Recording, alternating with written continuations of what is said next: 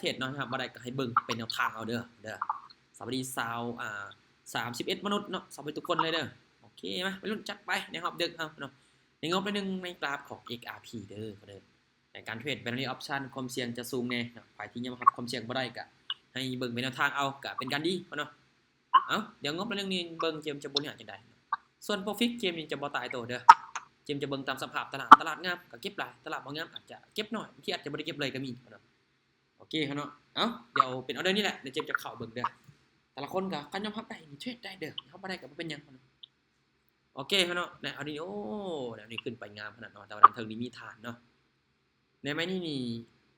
มานี่ขายมา1เด้อเดี๋ยวขอตามเทคนิคก่อนวันนี้เจมจะคู่ว่าเทคนิคนี้มันจะใช้ได้ผลบ่ในช่วงนี้เด้อ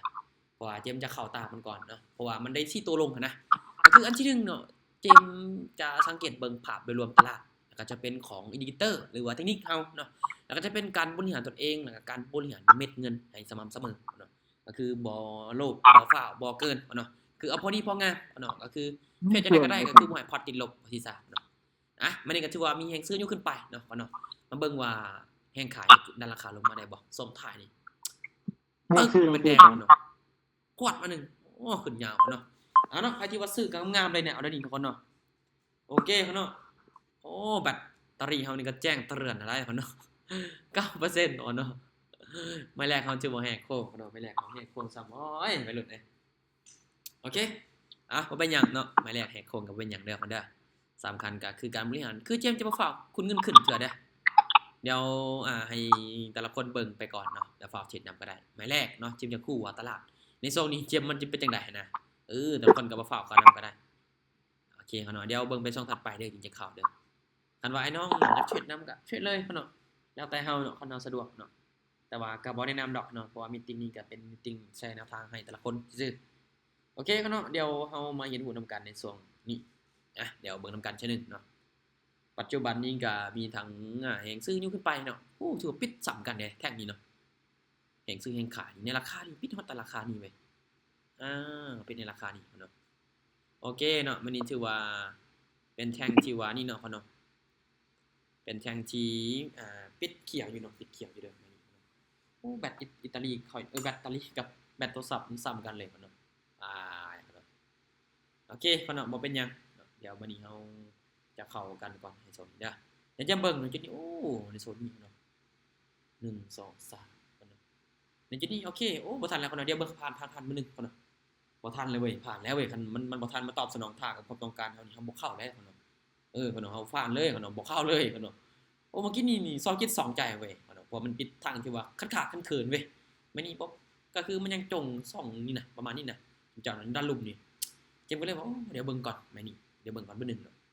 เดี๋ยวเบิ่งก่อนมื้อนึงนะคนน่ะคันแบตเตอรี่เฮาเตือนได้โอ้ยแบตเตอรี่เตือนแล้วคนน่ะโอ้แบตก็จะหมดคนน่ะแบตจะหมดมีปัญหาคนน่ะใจเรายังหมดเถื่อ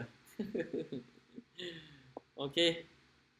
เดี๋ยวเบิ่งไปส่วนถัดไปจะเข้าวันนี้ปิดแท่งที่ว่าบ่เต็มใจเนาะปิดแท่งน้อยๆเนาะ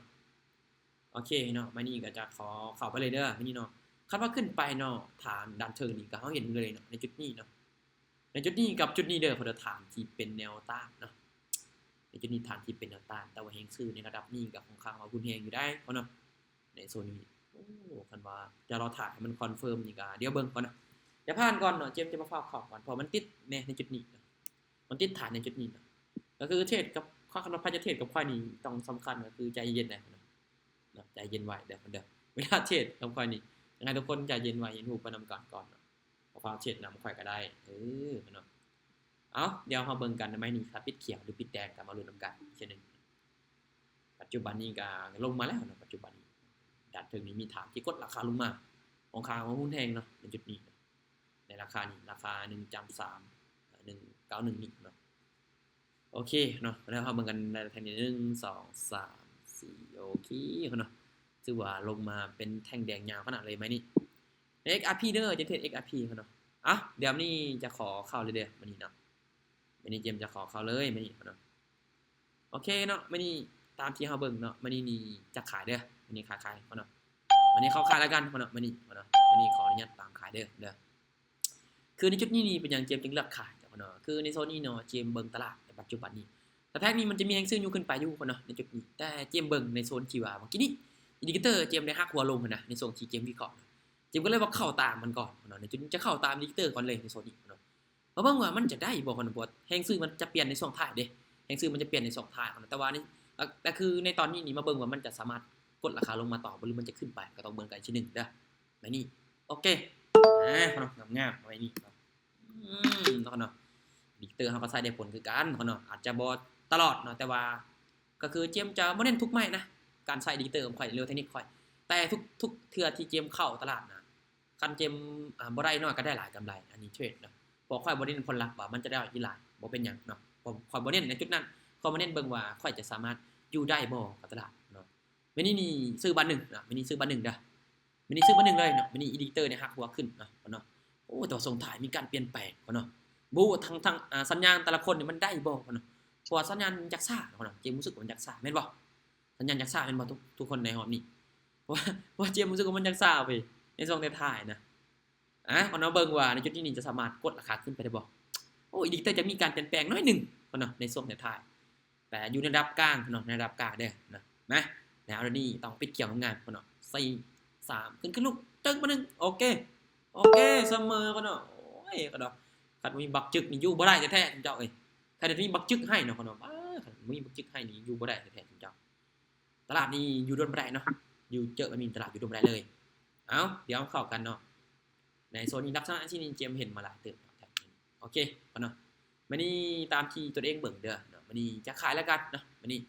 ขอขายเด้อมื้อนี้จะขอเข้าขายแล้วกันมื้อนี้มื้อนี้ขอขายบาท1เนาะใครที่ว่าจะเข้าตามในส่วนก็ได้แล้วแต่ให้เนาะคือในจุดนี้นี่ตามมุมมองของฝ่ายเบิ่งเนาะในแท่งนี้เนาะมันลิ้นเป็น3แท่งที่ว่าเป็นแท่งที่ว่าเสมอเนาะเป็นแท่งที่ว่าเสมอเนาะบ่สมดุลบ่ได้ในจุดนี้แต่ว่าเจมยังเลือกขายเนาะเพราะว่ามันเป็นแท่งเขียวของข้างว่าจะหลายแท่งมาแล้วก็คือเอาง่ายเนาะแท่งมันเสมอมา3แท่งแล้วเนาะแน่นอนมันต้องมีการเปลี่ยนรูปในตลาดแน่นอนในจุดนี้เจมก็เลยบอกเข้าขายเลยเนาะจุดนี้เนาะเนาะมาเบิ่งว่าครบรองเฮาจะดึงว่าอยู่บ่เนาะ3 2 1โอเคเนาะโอเควัยรุ่นโอเค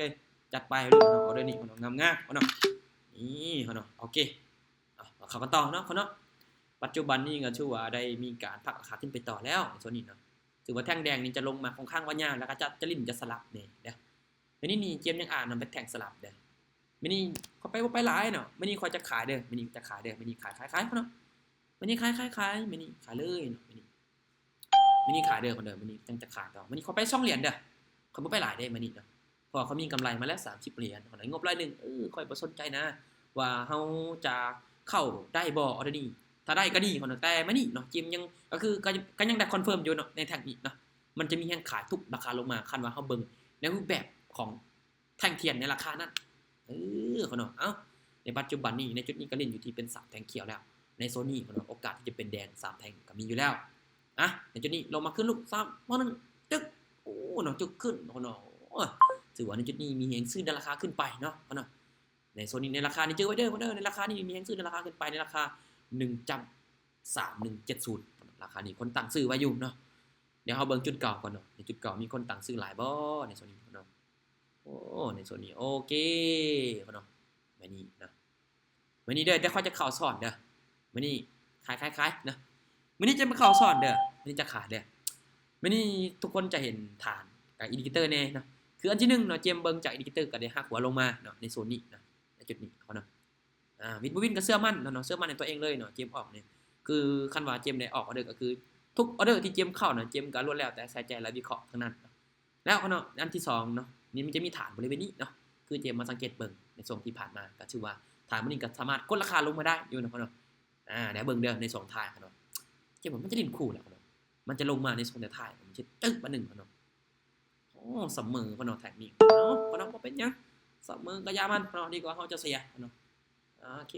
ผักราคาขึ้นไปต่อเนาะแท็กนี้ชื่อว่ามีแฮงซื้อยู่ราคาขึ้นไปต่อถึงเจ้าในตอนนี้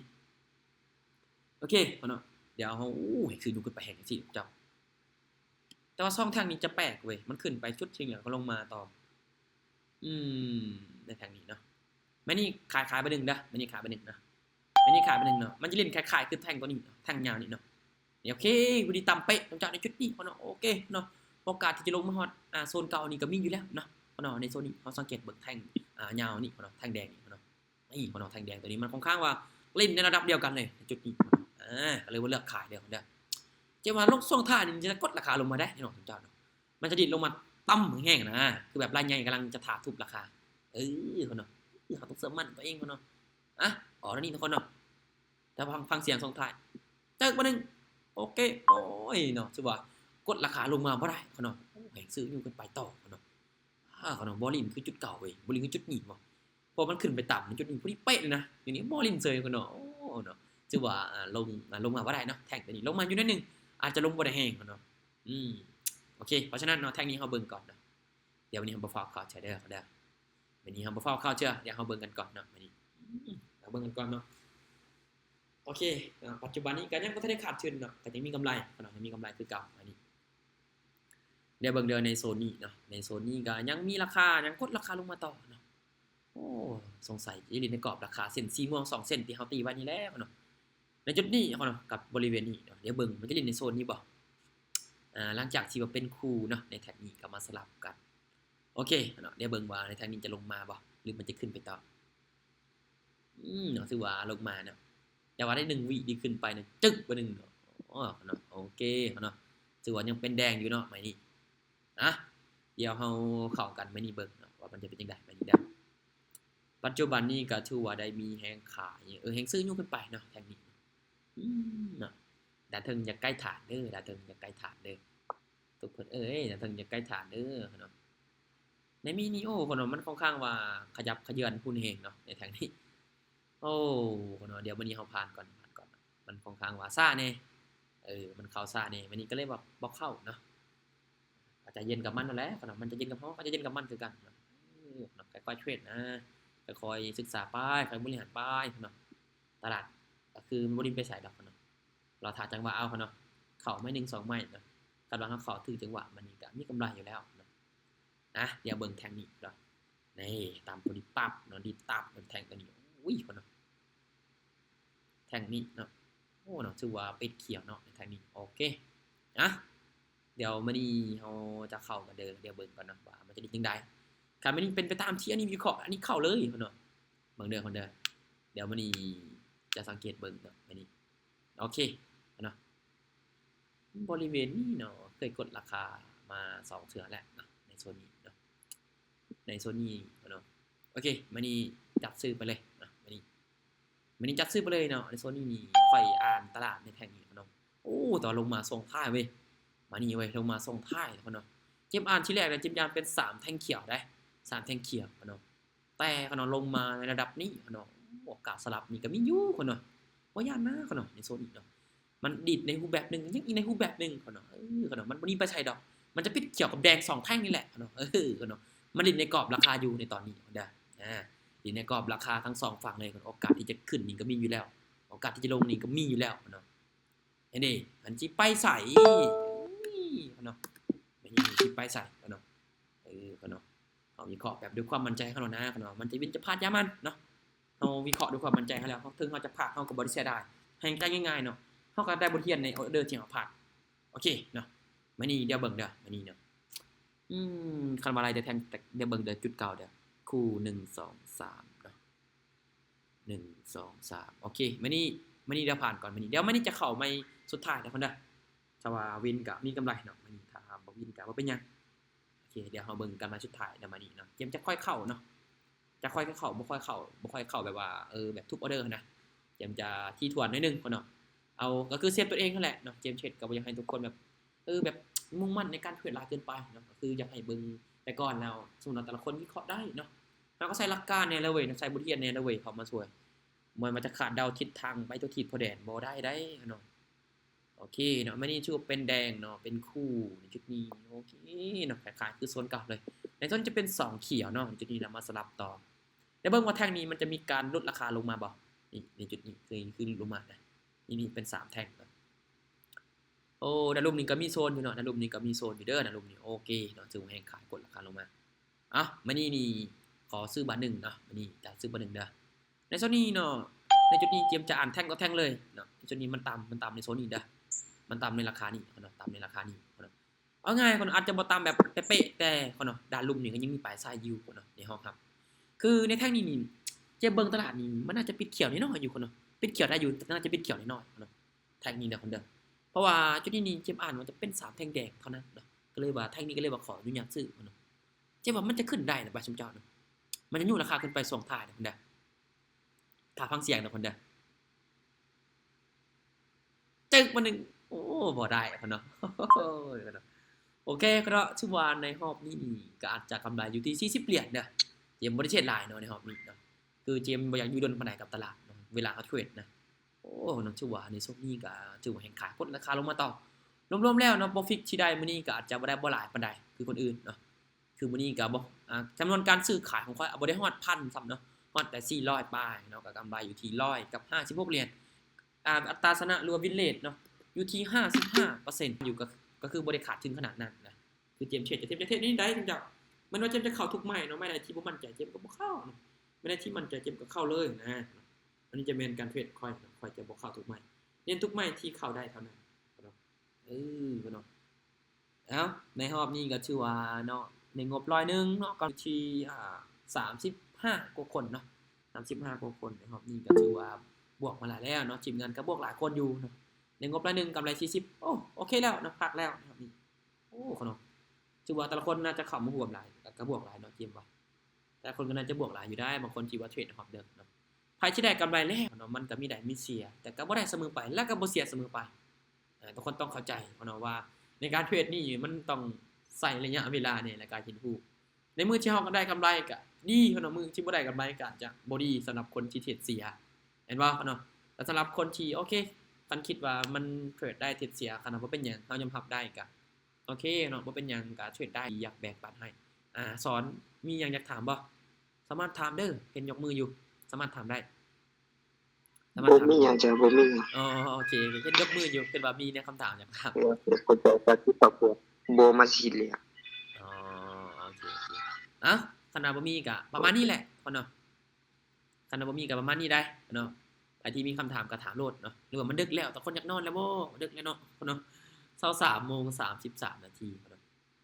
เนาะปีใหม่เนาะเนาะเดือนใหม่แล้วมื้ออื่นก็โชคดีเนาะโชคมานำเราทุกคนเด้อเฮ็ดหยังก็ขอให้ปังๆเฮงๆเบิดทุกคนเลยเนาะปรารถนาสิ่งใดก็ให้ได้สิ่งนั้นรวมถึงตัวค่อยนำเนาะโอเคเนาะฮักคนอื่นก็อย่าลืมฮักตัวเองเด้อเด้อในท้ายนี้ก็บ่มีหยังล่ะเนาะมีแต่อยากฝากขอคิดกันทุกคนเนาะในการลงทุนเนาะมีความเสี่ยงเสมอเนาะไผที่ศึกษาในตอนนี้ก็อยากให้ศึกษาให้เข้าใจก่อนที่จะนำเงินเข้าลงทุนเพราะว่าการลงทุนมีความเสี่ยงสูงหลายโอเคเนาะหวังว่าทุกคนจะเข้าใจเด้อ